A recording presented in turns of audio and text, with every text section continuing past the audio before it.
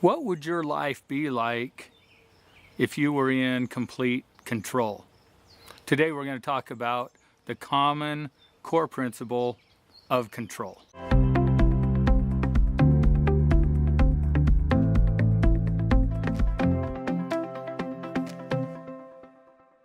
So today we're going to continue our discussion about principles. And again, just a quick overview. A principle is a law, a natural law, or a God's law that governs the world in which we live.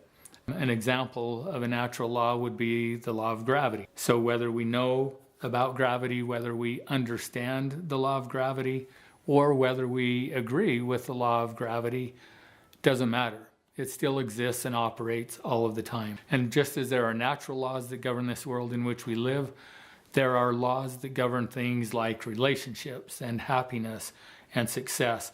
And if we know what those principles are, then we can behave in accordance with those principles and get more of the outcomes that we desire in life. When we don't understand those principles, it seems at times that we live in a world of chance. And it's more about being in the right place at the right time, maybe being born in the right family. Einstein said that God doesn't play dice with the universe. So he understood that there were laws or principles that govern the world in which we live. And so again, if we can understand those principles, we can achieve more happiness in our life. So today we're going to talk about the third foundational principle, which is the principle of control. Do you want to be in control of your life? I think all of us do. In fact, most of us spend most of our day, most of our time trying to be in control. We want to control everything around us, from the people around us to the circumstances and the situation. And we tend to feel like when we are in control, that our life is better off. The sad thing is that most of us make choices by trying to control things that we have no control over. So we actually create the opposite of what we are wanting or intending to create. So think about this. What do we really control? What can we control? There is only three things that we have control over, and that is, one, our conscious thoughts. So we don't even have control over all of the thoughts that come into our head. You know, think about it. How often do you have just random thoughts that pop into your mind and you're like, where did that come from? So we don't have control over that, but we do have control over what we do with the thoughts that come into our head. So the ones that we give energy to or that we pay attention to.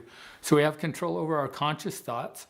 The second thing that we have control over is our emotion. And we have another video that you can look at if you would like that talks about emotions and where they come from.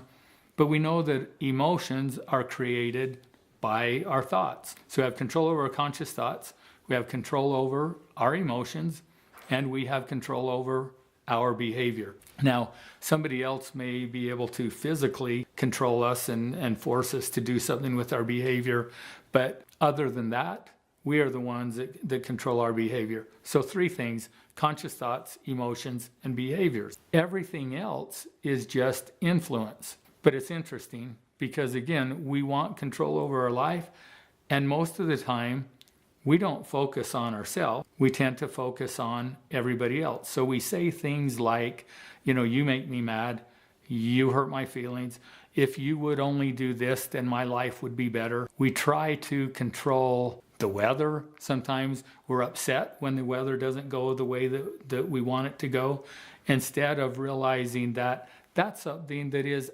outside of our control. So we get upset at that and forget about that I can change my thoughts about the weather and how it's affecting whatever my plans were. And I could change my whole state and my whole experience by recognizing what I have control over, taking back that control, and letting go of the things that I have no control over. Another thing in relationships. How many of us feel like if we could control the people in our lives, that we would be happier? So if you have children, for example, and your children are making choices that you would prefer that they don't make, and you're concerned about the choices that they're making. And because of that, oftentimes we try to control our child. But if that principle that we're talking about is true, that I can't control my child, and for those of you who have children and have tried to do that, think back to even when they were born. You know, when they were infants, were you able to control them at that time? Could you make them eat? Could you make them stop crying? As your children got older and you set rules and boundaries in your home, could you make them follow the rules? Could you make them be respectful to you? Could you make them believe the same things that you believe? No, because the other principle that fits with what we're talking about here is choice. And we all have a choice on what we want to think, what we want to do, and what we want to feel. So here's what happens though.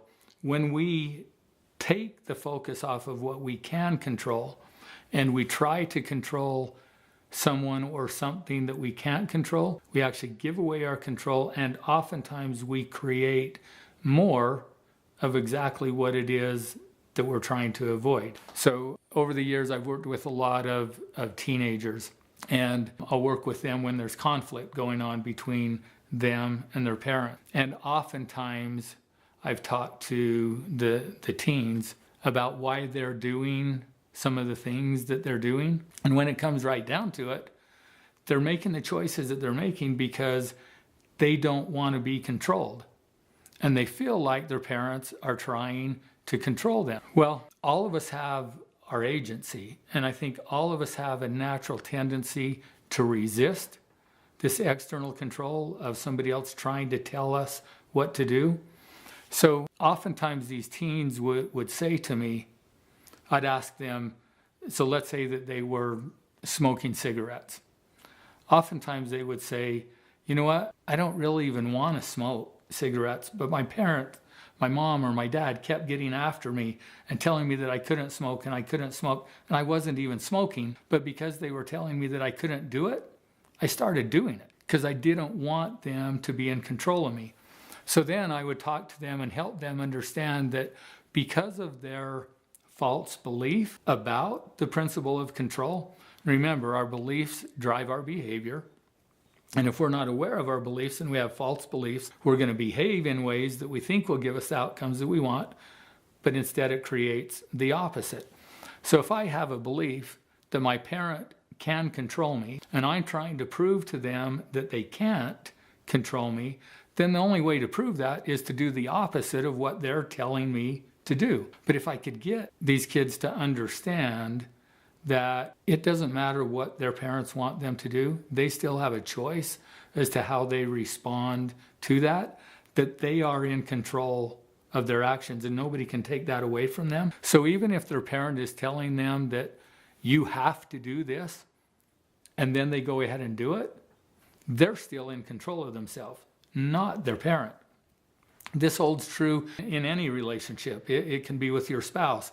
It could be with your boss at work. I'll go back to what I was saying before. None of us like to be told what to do. And because of that, we oftentimes resist things when we are told to do it. Think about that in your workplace or in any kind of relationship. When somebody tells you to do something, pay attention to that kind of natural resistance that pops up to say, well, you can't tell me what to do. Be aware of that thought and that belief and see if that belief is founded on principle. And look at the principle of control, which is, no, I'm in control of myself. I can do whatever I want. Nobody can make me do anything. So if I do what you're telling me to do, I'm still doing it because I'm choosing to. I'm the one that is still in control. So understanding this changes the focus of everything that we do. Instead of focusing it on things external to us, we bring the control back to us, to the three things that we only have control over, and that empowers us and allows us to feel the feeling of being in control of our life and actually focusing on the things that we can change. Everything else is influence. So think about this too in relationships. If I realize that I can't control my child or my spouse or an employee, it changes the whole dynamics of the relationship. The one, if I'm in a belief system where I feel like I can control others, I can make them do certain things, then I'm going to behave towards them based on that belief. And I'm going to use force, intimidation, coercion, all of those kinds of things.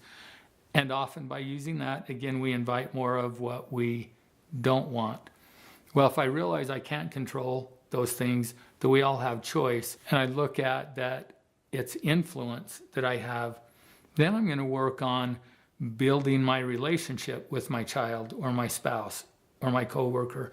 I'm going to try to build trust. I'm going to try to create more respect. I'm going to try to behave in ways that I have more credibility so that they may choose to pay attention to my words and to my influence, and then in and of themselves make a decision to make changes in their life.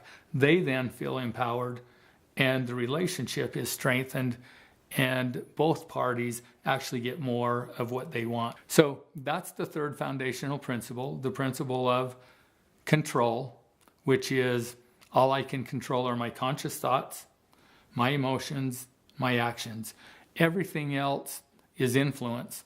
And once I understand that, it changes my life. So focus on what you can control, let go of the things that you can't, and see what that does in your life. Thanks for watching. Hope you enjoyed today's video.